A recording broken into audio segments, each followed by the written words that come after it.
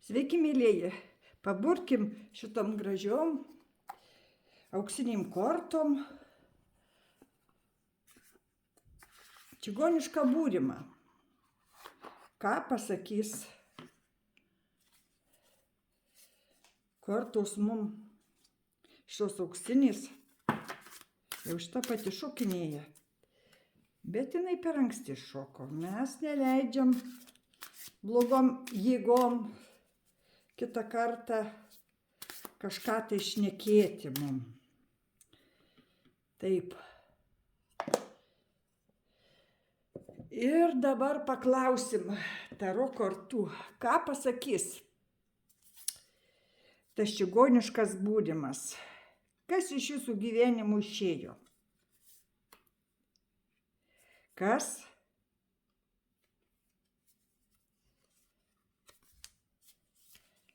Ateis ir kuo širdį nuraminsit.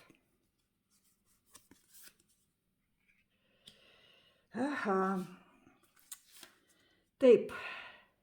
Išėjo kažkokia kova už kažką tai. Kažkam už vaikus. Kažkas tai turėjot problemų su vaikais ir reikėjo už vaikus kažką dėl vaikų labai daryti.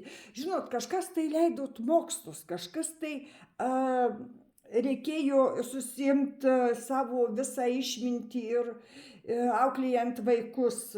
Kažkas tai sprendė savo startą verslui, darbui, mokslui. Kažkas tai tokio buvo, kažkokia labai dvasinė, nes kardai yra. Kardai yra protas, intelektas, išmintis, viskas, kas susiję su šita stichija. Kas ateis?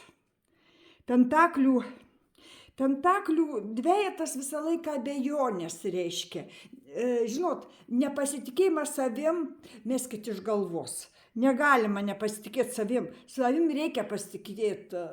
Jeigu jūs nepasitikėsit savim, tai jūs nepasieksit nieko, ką jums likimas nori duoti. O dugne kaladės, kaip maišiau, vakas kritu, žvaigždė, svajodė, turit svajonę ir jos siekit. Niekas už jūs jos nepasieks. Kiti, kol jūs čia galvojat, kiti jau daug ką nuveikė ir daug ką padarė. Ir nesvarbu, kiek jų metų. Eikit pirmin.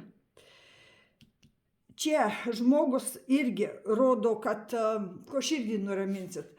Taip, galima sėdėti apsižergus, kaip sakant, dovanokit už tokį pasakymą savo, ką jau turiu ir niekur nekišti nosies. Čia žmogus apsiglėbė savo turtą, ką turi ir jis bijo juo rizikuoti, bijo kažką daryti.